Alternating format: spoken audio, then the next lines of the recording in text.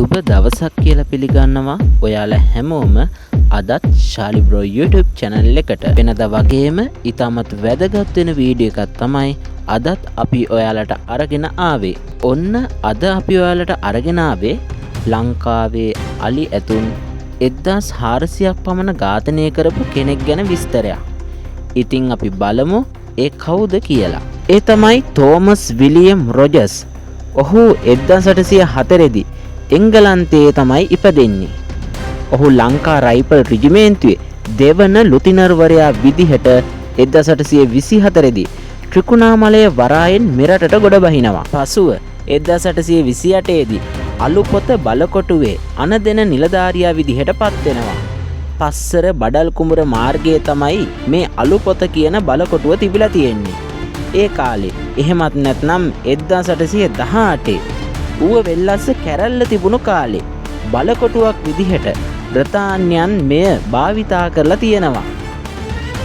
ඉතින් මේ කාලේ මේ අලුපොත කියන බලකොටුව දක්වා මාර්ගයේ ප්‍රවාහන පහසුකම් නම් තිබිලා නැහැ. වනගත ප්‍රදේශයක් විදිහට තමයි තිබිලා තියෙන්නේ. ඒ වෙනකොට මේ ප්‍රදේශයේ මිනිස්සුන්ට අලි ඇතුන්ගෙන් තිබ්බ කරදරය මේ තෝමස් විලියම් රොජර්ස් දැක්කා. ඔහු අලි ඇතුන්ගෙන් මිනිස්සුන්ට වන මේ අනතුරු සියසින් දැකපු නිසා අලි වෙඩි තියලා මරන්න පටන් ගත්තා. මේ විදිහට අලි ඇතු මරන්න පටන් ගත්තු ඔහු 1834 ඉඳලා 1845 වෙනකම් අවුරුදු 11ක කාලයක් තුල අලි ඇතුන් 1400ක් පමණ මරලා තියෙනවා කියලා තමයි වාර්තාවල සඳහන් වෙන්නේ. ඉතින් මේ තෝමස් තමන්ට නිවාඩුවක් ලැබුණු හැම මොහොතකම අලි ඇතුන් දඩයන් කිරීමට හුරු වෙලා හිටියා. ඉතින් මේ ක්‍රියාවත් එක්ක අලි ඇතුන්ට හොර රහසෙම උන් ළඟටම ගිහිල්ලා දඩයන් කිරීමට තරම් දක්ෂයෙක් විදිහට තමයි මේ තෝමස් විලියම් රොජර්ස් ඉංග්‍රීසින් අතර ජනප්‍රිය වෙලා හිටියේ. මේ විදිහට මේ මේජර් තෝමස් රොජර්ස්ගේ දඩයමට එරෙහිව ඌව පළාතේ සංඝයා වහන්සේලා දැඩි අප්‍රසාදය පළ කරලා තියෙනවා. ඉතින් මේ තෝමස් රොජර්ස් බදුල්ල දිස්ත්‍රික්කයේ උප ඒජන්ත විදිහටත් නඩුකාර පදවියත් හොබවලා තියෙනවා. ඒ විතරක් නෙවෙයි ඔහු දක්ෂ ඉංජිනේරුවරයෙක්ද වෙලා ඉඳලා තියෙනවා. ඉතින් ඔහු ලංකාවේ මාර්ග කිහිපයක්ම ඉදිකිරීමට විශාල දායකත්වයක් දක්වලා තියෙනවා.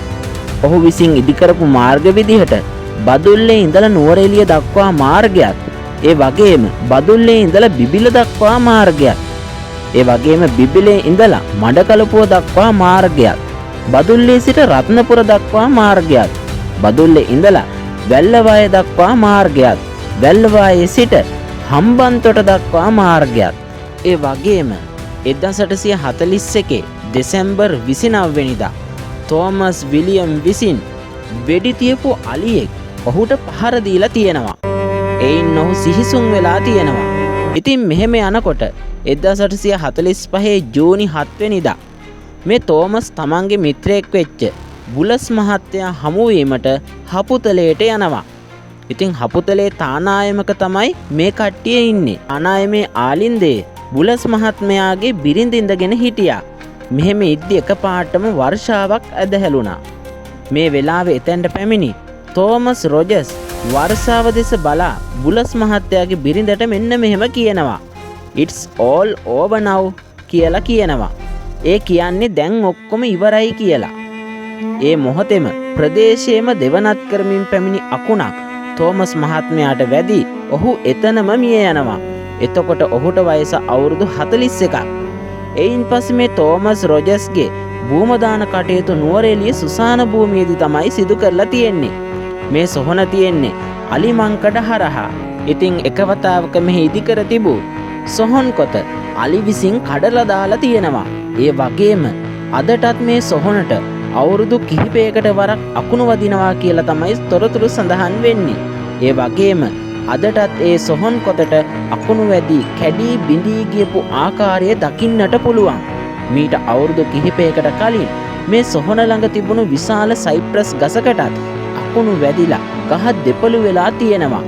1857 අප්‍රේල් 27 වෙනිදා බදුල්ලේ ඉදිකරපු සාන්ත මාක්ස්ගේ දේවස්ථානයේ මේ තෝමස් විලියම් රොජර්ස් සිහිවීමට තමයි ඉදි කරලා තියෙන්නේ. කාවට පැමිණ ලංකාවේ අලි ඇතුන් විනාශ කරපු මේ විදේශිකයා සමස්ත අලි පරපුරටම විනයක් වුණු මිනිස්සෙක්. කවදා කොහොම හිටියත් කොච්චර වැරදි විදිහට ජීවත් වුණත් අවසානයේ දරුණු විපාකات විඳීමට සිදු වෙනවා. මැරිලත් අකුණු වදින මිනිහෙක් කියන්නේ මුළු මිහිකතටම සාපයක් වුණු කෙනෙක්. ඉතින් මේ වගේ වැදගත් තොරතුරු නැරඹීමට අපගේ ශාලිබ්‍රෝ YouTube channel එක subscribe කරන්න.